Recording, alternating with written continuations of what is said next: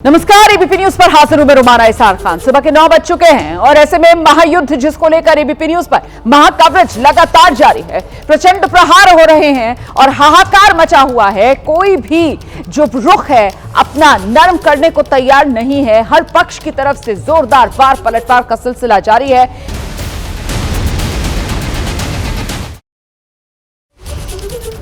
महायुद्ध पर ABP news पर महा कवरेज लगातार जारी है और इस बीच बड़ी खबर मैं आपको बता दूं, शेयर बाजार आज खुला है।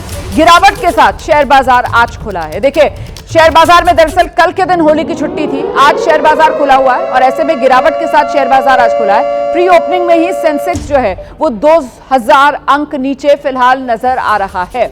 तो प्री ओपनिंग जिसमें शेयर बाजार 2000 अंक नीचे है, ये इस वक्त की बड़ी खबर। और अभी जब औपचारिक तौर पर बाजार खुलेगा तो फिर ये नंबर क्या होगा, आंकड़ा क्या होगा, इसका अभी इंतजार है। फिलहाल ये प्री ओपनिंग का नंबर आपके सामने है। सेंसेक्स में 2000 अंकों की ये बड़ी गिरावट। महायुद्ध के बीच आज जब शेयर बाजार खुलने जा रहा है तो फिर प्री ओपनिंग में ही संकेत मिल रहे हैं कि बाजार में आज हाहाकार मचने वाला है। इसका अंदाजा इस प्री ओपनिंग की गिरावट से ही लगाया जा सकता है। महायुद्ध के बीच शेयर बाजार में ये भारी गिरावट। और इससे पहले सोमवार वो कामकाजी दिन रहा था बाजार में। सोमवार वाले दिन भी बाजार में बड़ी गिरावट दिखी थी। हालांकि बंद होते होते बाजार ने कुछ रिकवरी जरूर की थी, लेकिन अब आज एक बार फिर जब बाजार खुलेगा तो किस तरीके की गिरावट देखने के लिए मिलेगी, प्री ओपनिंग से ही इसके संकेत मिल रहे हैं। सीधे आपको लेकर चलेंगे मुंबई। हमारी सहयोगी नम्रता इस वक्त हमारे साथ मौजूद हैं। नम्रता, ये प्री ओपनिंग 2000 अंकों की, इससे ही संकेत मिल रहा है कि बाजार जब खुलेगा तो कितनी बड़ी गिरावट देखने के लिए मिल सकती है।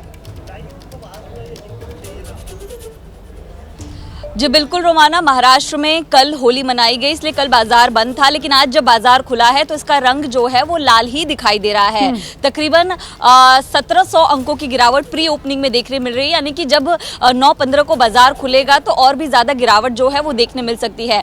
प्री ओपनिंग में बाजार की तस्वीर में अगर आपको दिखाओ बॉम्बे स्टॉक एक्सचेंज से, तो सब कुछ यहाँ पर लाल ही आपको दिखाई देगा, क्योंकि बाजार की स्थिति जो है वो और भी ज्यादा इसके बाद गंभीर होती नजर आएगी। ना सिर्फ ऑयल, जो ऑयल से संबंधित कंपनियां हैं, चाहे वो पेंट बनाती हो या तमाम केमिकल्स बनाती हो, सबके शेयर्स जो हैं वो प्री ओपनिंग के दौरान ही सबसे ज्यादा गिरावट पर जो है देखने मिल रहे हैं। ऐसे में महज कुछ मिनट का वक्त बचा है और जब बाजार खुलेगा तब इसकी स्थिति क्या और भी ज्यादा खराब होगी ये समझ में आ पाएगा। लेकिन इतना बहुत साफ है कि लोग जब बाजार में इतनी ज्यादा गिरावट है तो बैकअप के तौर पर गोल्ड और सिल्वर की तरफ जा रहे हैं, और जिसके चलते सोने और चांदी की कीमत जो है वो और भी ज्यादा बढ़ती जा रही है। यानी कि दोनों तरफ से एक फाइनेंशियल जो अग्रेसिवनेस है वो देखने मिल रहा है। और खास तौर पर शेयर बाजार की अगर बात करें तो शेयर बाजार ने एक मूड बना लिया है कि जब तक इस तरह के युद्ध पर विराम नहीं लगता, बाजार में किसी तरह का कोई ग्रीन सिग्नल देखने नहीं मिलेगा। और अगर इसी बाजार सेंटीमेंट के हिसाब से चलता है ना नम्रता, शेयर बाजार सेंटीमेंट पर चलता है, और जब वैश्विक अस्थिरता इतनी ज्यादा होगी, उथल पुथल इस तरीके की होगी, तो फिर जाहिर सी बात है इस इनस्टेबिलिटी वाले माहौल में तो शेयर बाजार, शेयरों का गिरना तय ही है। और उसी तरीके से बिहेव करता हुआ यहां पर शेयर बाजार नजर आ रहा है। प्री ओपनिंग में ही बड़ी गिरावट है और इससे संकेत मिल रहे हैं कि आज का दिन शेयर बाजार का रंग यकीनन लाल रहने वाला है। और इस बीच महायुद्ध की एक और बड़ी खबर, ब्रेकिंग न्यूज मैं आपको बताने जा रही हूं। ईरान ने यूएई में अमेरिकी ठिकानों पर एक बार फिर से हमला किया। ईरान लगातार यूएई में अमेरिकी ठिकानों को निशाना बना रहा है और एक बार फिर यूएई में ईरान ने अमेरिकी ठिकानों पर निशाना साधा है। ईरान ने यूएई में जो दुबई के अंदर यूएस का वाणिज्य दूतावास है उस पर हमला किया। अमेरिकी ठिकाने पर ड्रोन से हमला किया। अमेरिकी वाणिज्य दूतावास में इस हमले की वजह से भीषण आग लग गई। हमले के बाद यूएई प्रशासन का बयान सामने आया है। हमले के बाद यूएई प्रशासन की तरफ से कहा जा रहा है कि ईरान की तरफ से ये जो हमला किया गया है इसमें कोई भी घायल नहीं हुआ है। ये यूएई की तरफ से औपचारिक बयान, ऑफिशियल स्टेटमेंट जारी किया गया है। दूतावास के पास जो आग लगी थी वो भी बुझा ली गई है, ये भी यूएई की तरफ से कहा जा रहा है।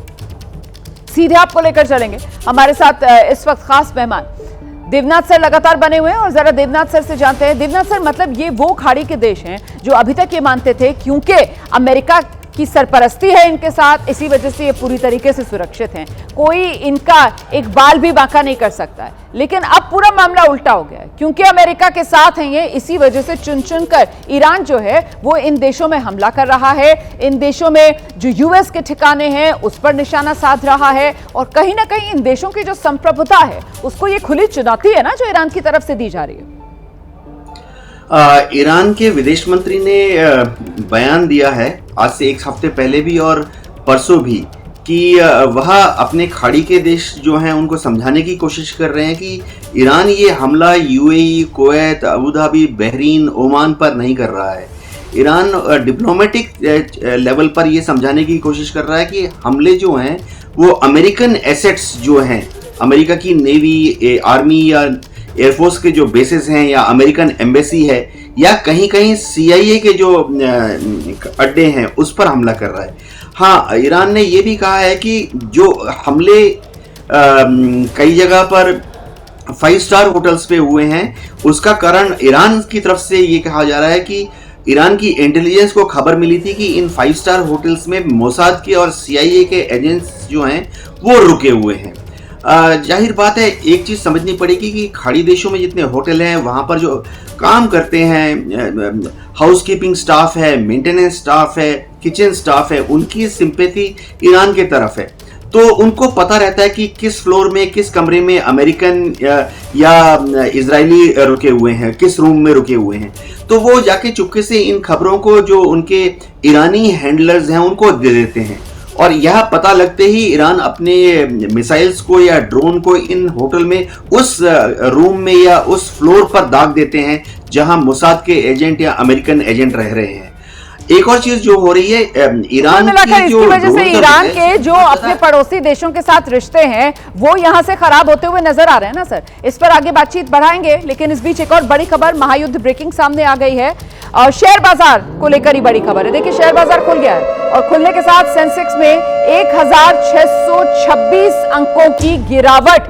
मैंने पहले ही आपसे कहा था कि प्री ओपनिंग में संकेत दे रहा है कि बाजार में आज का रंग लाल रहने वाला है, और वही लाल रंग में इस वक्त शेयर बाजार सेंसेक्स 1626 अंकों की गिरावट के साथ आज खुला है। सीधे आपको लेकर चलेंगे, हमारी सहयोगी नम्रता इस वक्त मौजूद है। नम्रता, सबसे ज्यादा अफेक्टेड कौन से सेक्टर्स नजर आ रहे हैं?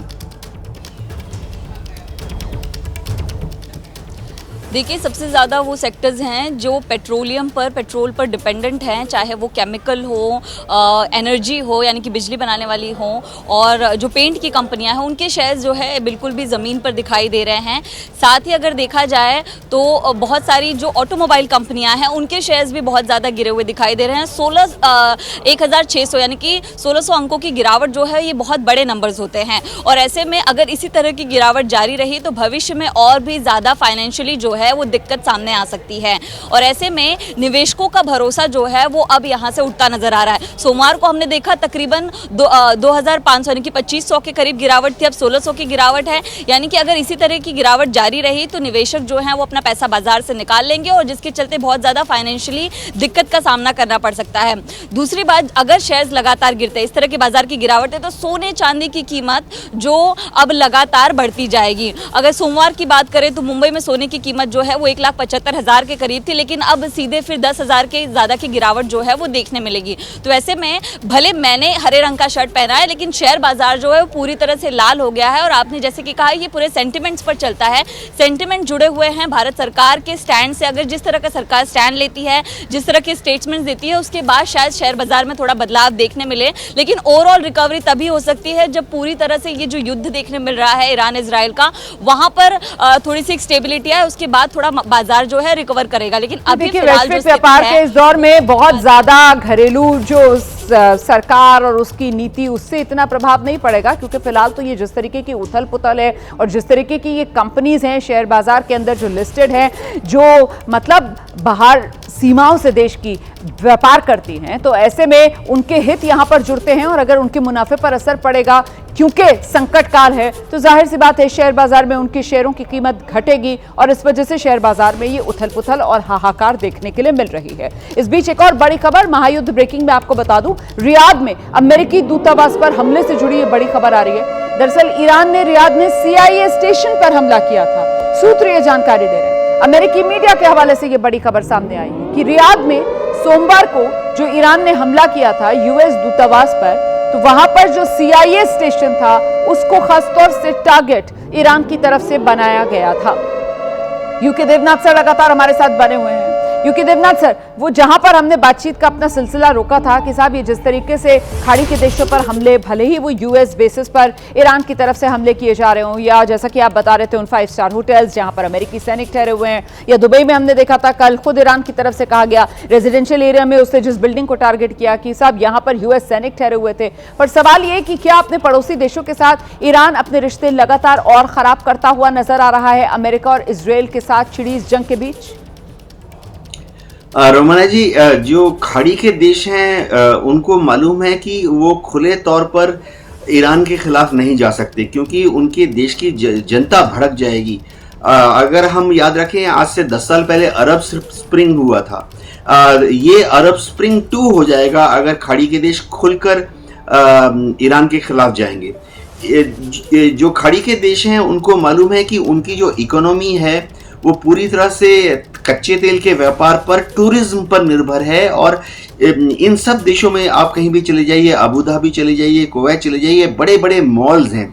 दुनिया भर से जो टॉप एंड कंज्यूमर प्रोडक्ट हैं वो वहां आते हैं, और दुनिया भर के जितने टूरिस्ट विजिटर जाते हैं वहां से लग्जरियस कंज्यूमर प्रोडक्ट खरीदकर अपने अपने देशों में वापस जाते हैं।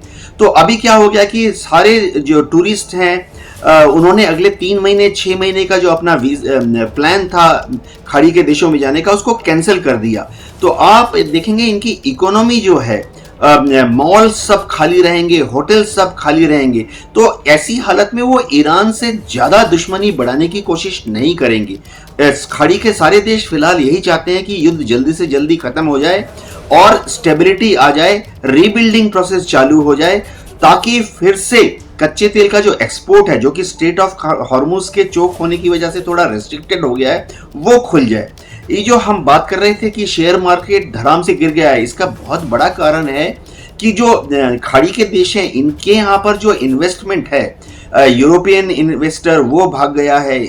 अमेरिकन इन्वेस्टर खाड़ी के देशों में जो थे वो अपनी इन्वेस्टमेंट को वहाँ से निकाल के बाहर निकल रहे हैं, क्योंकि सबका ये आकलन है कि खाड़ी में जो व्यापार है, टूरिज्म है, और जो उनके जो मॉल्स हैं उनको खड़ा होने में अभी 1 साल समय लग जाएगा। और इन्वेस्टर्स क्या चाहता है, वो क्विक रिटर्न चाहता है। इसीलिए इन्वेस्टर अपना पैसा खाड़ी से जो डायरेक्ट व्यापार करते हैं उन देशों से निकाल कर उसको वो ले जा रहे हैं चीन के व्यापार में, हांगकांग में, मलेशिया, सिंगापुर। तो इन्वेस्टर अपना पैसा निकाल के जा रहा है। अब खाड़ी के देशों में उनकी एक बहुत बड़ी दिक्कत यह है, ये समझना पड़ेगा कि अगर उनके यहाँ पे उनकी जनता विद्रोह में खड़ी हो गई तो उनकी जो फौज है, उनकी जो पुलिस है, वो भी इतनी स्ट्रांग नहीं होती है कि वो जनता के विद्रोह को कंट्रोल में रख सके। हम याद कर सकते हैं आज से 20 साल पहले जब जॉर्डन के किंग के खिलाफ आम जनता खड़ी हो गई थी जी, तो जॉर्डन को पाकिस्तान से 10,000 ट्रूप्स को इंपोर्ट करना पड़ा था जॉर्डन के भीड़ पर काबू रखने के लिए, इस विद्रोह को दबाने के लिए। आप बिल्कुल सही कह रहे हैं सर, आप रहिए मेरे साथ, मैं लौटूंगी आपके पास। इस बीच एक और बड़ी खबर आ रही है, महायुद्ध ब्रेकिंग सामने है। लेबनान में विरोध होने से बौखला गया है हिजबुल्लाह, और बैरूत में एक दुकान पर हिजबुल्लाह के लड़ाकों ने गोलियां चला दी हैं। दुकानदार ने लेबनान को युद्ध में घसीटने पर आलोचना की थी, और ऐसे में हिजबुल्लाह ने उसी दुकान को निशाने पर लिया। दुकान पर ताबड़तोड़ गोलियां जो हिजबुल्लाह की तरफ से चलाई गई है। बैरूत में ये दुकान जिसको हिजबुल्लाह के लड़ाकों ने अपने निशाने पर लिया। तो चुन चुन कर इजरायल की तरफ से बैरूत में हिजबुल्लाह के ठिकानों को नष्ट किया जा रहा है, और ऐसे में अब हिजबुल्लाह के लड़ाके जो है वो पूरी तरीके से बौखला गए हैं। ये खबर सामने आई है कि यहाँ एक दुकानदार जिसने लेबनान को युद्ध में घसीटने को लेकर हिजबुल्लाह की आलोचना की, तो फिर हिजबुल्लाह के जो लड़ाके हैं उन्होंने उसी दुकान पर गोलियां चला दी। हम सीधे रुक करेंगे, खास मेहमान यूके देवनाथ जी लगातार हमारे साथ बने हुए हैं। यूके देवनाथ सर, अब जरा बिग पिक्चर की अगर बात की जाए तो आपको क्या लगता है कि ये अमेरिका इजरायल वर्सेस ईरान वाला जो मामला है, इससे ग्लोबल ऑर्डर पर क्या असर पड़ेगा या नहीं, कोई फर्क नहीं पड़ने जा रहा? ग्लोबल ऑर्डर पर बहुत बड़ा फर्क पड़ेगा, क्योंकि अब अमेरिका जो कोशिश कर रहा है कि दुनिया में एकमात्र सुपर पावर अमेरिका होगा, शायद धुरी उस तरफ ही मुड़ रही है। रूस जो है वो यूक्रेन के युद्ध में नाक तक डूबा हुआ है, और रूस को दुनिया में बाकी किसी क्षेत्र पर अपना इन्फ्लुएंस बढ़ाने के लिए एक्स्ट्रा रिसोर्सेस नहीं बच रहे हैं। चीन जो है, शी जिनपिंग ने तय कर लिया है कि वो अपने पीएलए की आर्मी, नेवी, एयरफोर्स को कंजर्व करेंगे, बढ़ाएंगे, क्योंकि उनका अल्टीमेट गोल जो है, एकमात्र फोकस का जो बिंदु है वो है ताइवान, ताइवान और ताइवान। तो शी जिनपिंग भी अपनी फौजों को या अपनी जो मिलिट्री रिसोर्सेज हैं उनको ईरान की तरफ नहीं बढ़ा पा रहे हैं। ग्लोबल ऑर्डर में भारत एक उभरता हुआ देश है, लेकिन अमेरिका चतुर देश है और उसको मालूम है कि अगर भारत को सीमित दायरे में रखना है, भारत के एम्बिशंस को थोड़ा चोट पहुंचानी है, तो वो ट्रेड सैंक्शंस लगाने की बात कर देते हैं, टैरिफ लगाने की बात कर देते हैं। अभी भी अमेरिका के साथ हमारी बातचीत चल रही है। अमेरिका अलग अलग तरीके से हथकंडे अपना रहा है कि भारत कच्चे तेल का आयात रूस से ना करे। 2018 में अमेरिका ने ईरान पर सैंक्शन लगा दिया था। कच्चा तेल तो हमने लेना कम ही कर दिया है, मतलब जो अमेरिका ने चाहा वो तो हो ही गया ना। हाँ रोमाना जी, अमेरिका जो कह रहा है वो हो रहा है। इसका बहुत बड़ा कारण है कि अमेरिका ने long term strategic human resource का इन्वेस्टमेंट किया था। उनकी एक चालाकी है जो कि दुनिया के दोस्त समझते नहीं है। अगर आप देखें पिछले 80 साल से 70 साल से 60 साल से लगातार अमेरिका दुनिया भर से स्टूडेंट कम्युनिटी को अपने यहाँ स्कॉलरशिप पर बुलाता रहता है। तो चाहे चीन हो, चाहे भारत हो, हमारे जब या दुनिया का कोई भी देश हो, फिलीपींस है, जब हमारे बच्चे अमेरिका में 3 साल 4 साल स्टडी करते हैं, उसके बाद अमेरिका में 5 साल 10 साल जॉब भी कर लेते हैं, तो उनका सोचने का तरीका भी अमेरिकन हो जाता है, पश्चिमी हो जाता है। और जब वो वापस जाते हैं, चाहे चीन में वापस जाएं, फिलीपींस में वापस जाएं, इंडिया में वापस जाएं, ये बच्चे जो हैं तब तक पावरफुल पोजीशन में आ जाते हैं। अमेरिका रिटर्न है, डायरेक्टली वो आके इंडिया में किसी कंपनी में वाइस प्रेसिडेंट या सीईओ बन जाता है। तो ये पश्चिमी भावना से ओतप्रोत होते हैं, अमेरिकन वे ऑफ थिंकिंग है। तो आप देखेंगे जैसे चीन में भी अमेरिकन मल्टीनेशनल इतने हावी हैं। चीन जैसे कम्युनिस्ट कंट्री में 70 साल पहले कम्युनिस्ट कंट्री था, वहां पर भी अगर मैकडोनाल्ड अपना बर्गर बेच रहा है, पिज्जा बेच रहा है, तो ये दिखाता है कि किस तरह से चीन में अमेरिका का भी प्रभाव बढ़ता जा रहा है। आज देखिए, आप एक वियतनाम जैसे कम्युनिस्ट कंट्री में चले जाइए, तो मतलब आप कह रहे हैं कि अब इसमें कोई शक व शुबा बाकी नहीं रहा है कि दुनिया का नया राजा अमेरिका ही है और हर तरफ अमेरिका का प्रभुत्व दिख रहा है। भारत से लेकर चीन तक कोई भी अमेरिका के सामने कहीं दूर दूर तक टिकने का आप सोच भी नहीं सकते। ये आपका असेसमेंट सामने आ रहा है देवनाथ सर। इस बीच एक और बड़ी खबर, महायुद्ध ब्रेकिंग का मैं रुख करने जा रही हूं। इजरायल पर ईरान और लेबनान के हमले जारी हैं। लेबनान की ओर से इजरायल पर रॉकेट दाग दिया गया है। इजरायली सेना ने रॉकेट हमले को नाकाम भी कर दिया। ईरान ने भी इजरायल पर मिसाइल्स दागी। ईरान की कुछ मिसाइल्स जो हैं वो टारगेट पर जाकर गिर रही हैं। ईरान की कुछ मिसाइल्स जो हैं उसको इजरायल जो है वो न्यूट्रलाइज भी कर पा रहा है। लेकिन कुल मिलाकर ये भीषण हमलों का दौर लगातार जारी है। वार पलटवार का सिलसिला लगातार जारी है। तो ये तस्वीरें जो आप देख रहे हैं, इजरायल की तस्वीरें देख रहे हैं आप। इजरायल में किस तरीके से नुकसान ईरान हिजबुल्लाह की तरफ से पहुंचाया गया है, उसकी ये तस्वीरें। इजरायल भी जोरदार तरीके से नेस्तनाबूद करने में जुटा है हिजबुल्लाह को, लेबनान में एक के बाद एक हमले करके, और वहीं दूसरी तरफ ईरान पर हमले करके।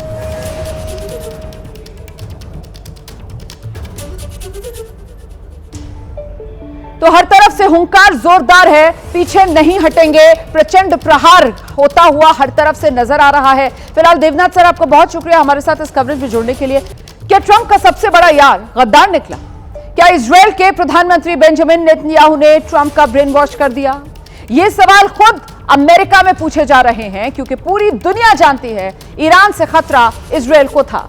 लेकिन क्या ईरान से वाकई अमेरिका को कोई खतरा था क्या, या नेतन्याहू ने अमेरिका को खतरे का झूठ बोलकर ट्रंप को ईरान से युद्ध करने के लिए उकसा डाला?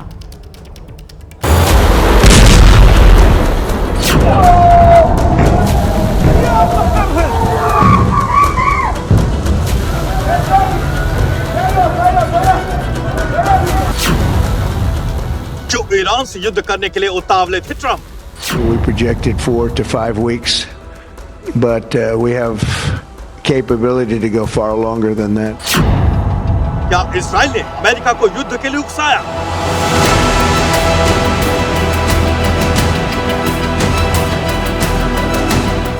They bombed your embassies.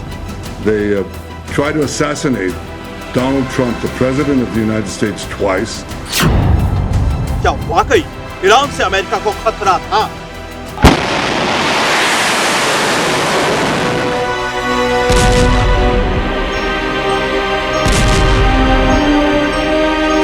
There was no imminent threat to the United States of America by the Iranians. कहीं ट्रंप का यार तो नहीं निकला गद्दार?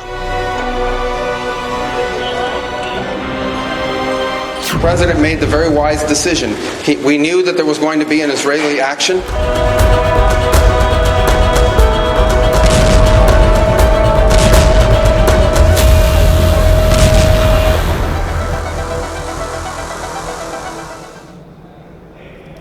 तो अमेरिका के विदेश मंत्री मार्को रूबियो ने बड़ा खुलासा किया। उन्होंने कहा अगर अमेरिका ईरान पर अटैक नहीं करता तो इजराइल खुद ईरान पर अटैक कर देता, जिसका बदला लेने के लिए ईरान अमेरिका के ठिकानों पर हमला कर सकता था। इसलिए वो कह रहे हैं कि अमेरिका ने ईरान पर पहले अटैक कर दिया। अब इसके बाद अमेरिका में ट्रंप की खूब फजीहत हो रही है। पूछा जा रहा है नेतन्याहू के उकसावे पर ईरान पर अटैक करने के बाद अब ट्रंप अपने फैसले को सही साबित करने के लिए झूठ क्यों फैला रहे हैं।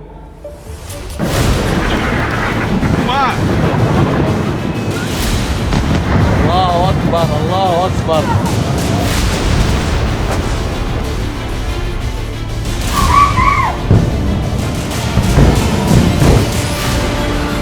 क्या इजराइल ने अमेरिका को ईरान युद्ध में फंसा दिया?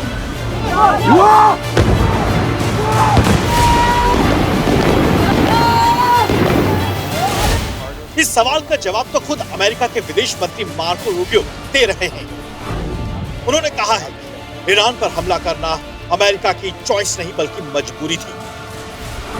मार्को रूबियो ने स्वीकार किया है कि इजराइल ईरान पर अकेले हमला करने वाला था। अगर इजराइल अटैक करता तो ईरान अमेरिकी ठिकानों पर पलटवार करता, इसलिए अमेरिका ने पहले हमला करने का फैसला किया। यानी अमेरिका ने खुद माना कि ईरान युद्ध में इजराइल का साथ देने के अलावा उसके पास कोई ऑप्शन नहीं था। The president made the very wise decision. We knew that there was going to be an Israeli action. We knew that that would precipitate an attack against American forces.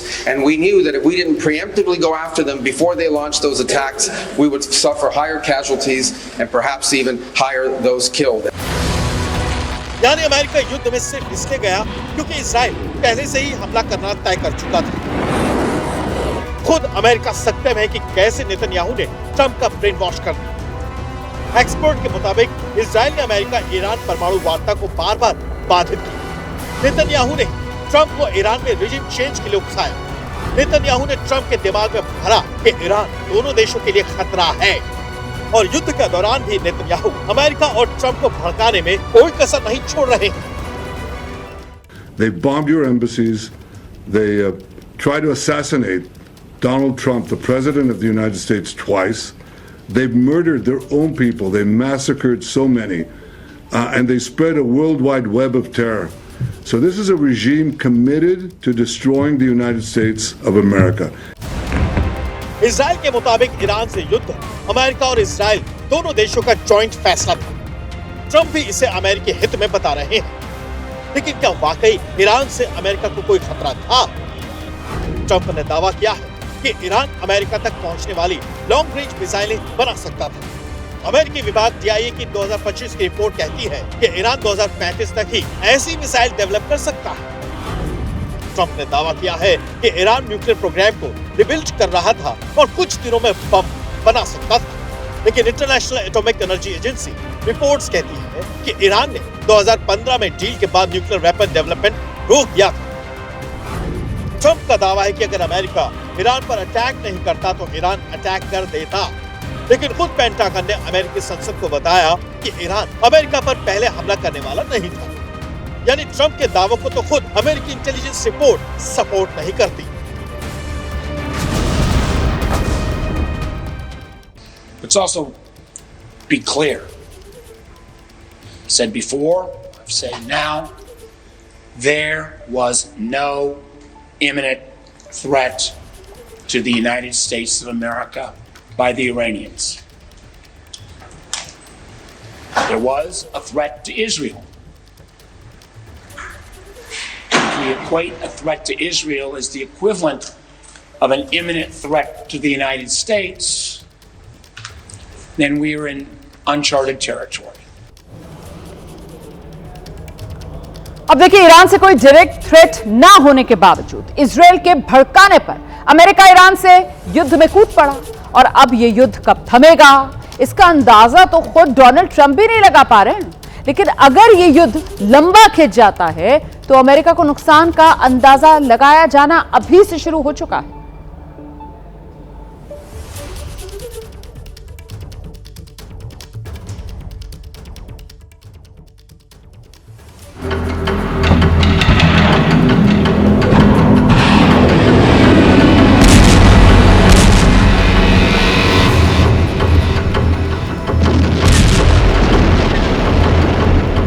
Supreme leader Khamenei समेत Iran की पूरी top leadership को निपटवाकर Israel ने अपना मकसद एक तरह से हासिल कर लिया है और नेतन्याहू ने बड़ी ही चालाकी से यह मकसद पूरा करने में ट्रंप का इस्तेमाल किया।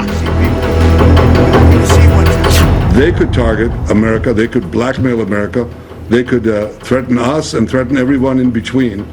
So action had to be taken.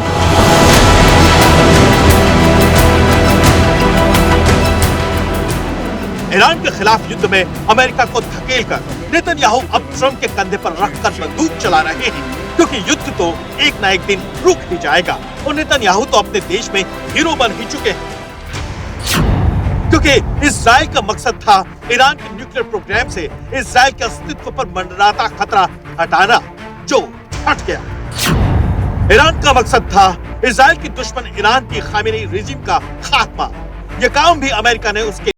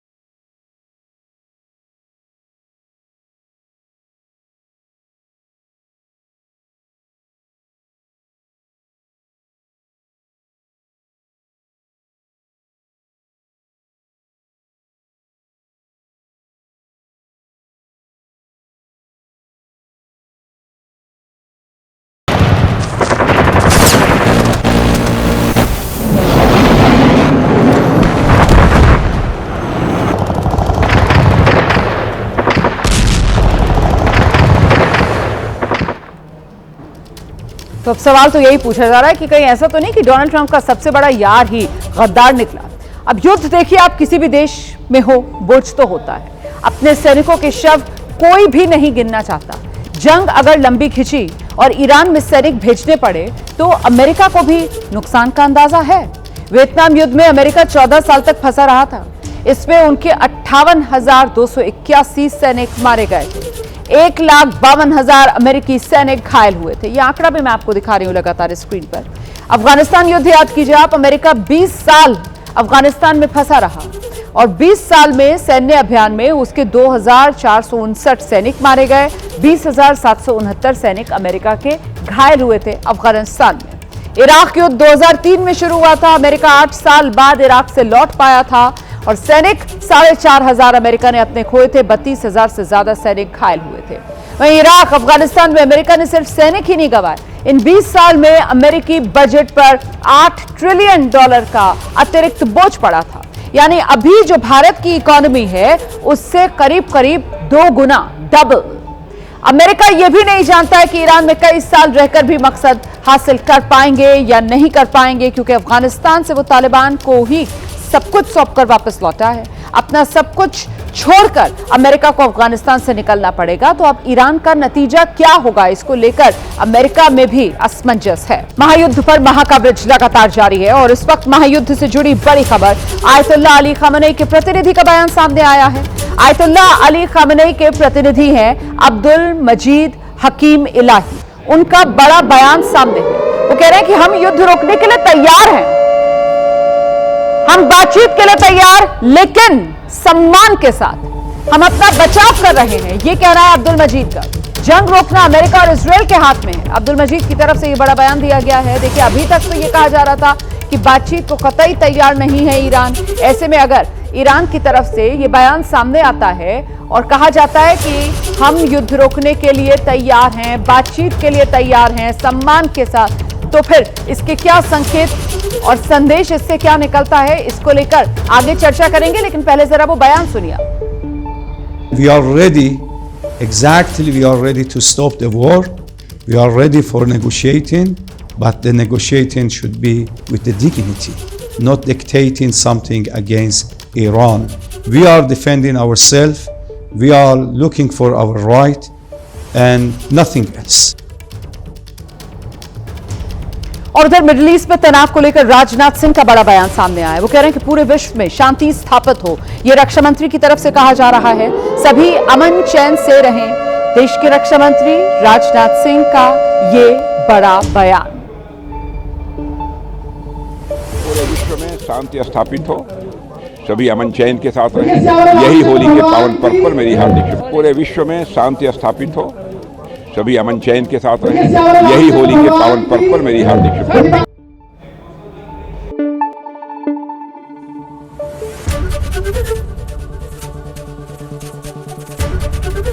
ABP news आपको रखे आगे।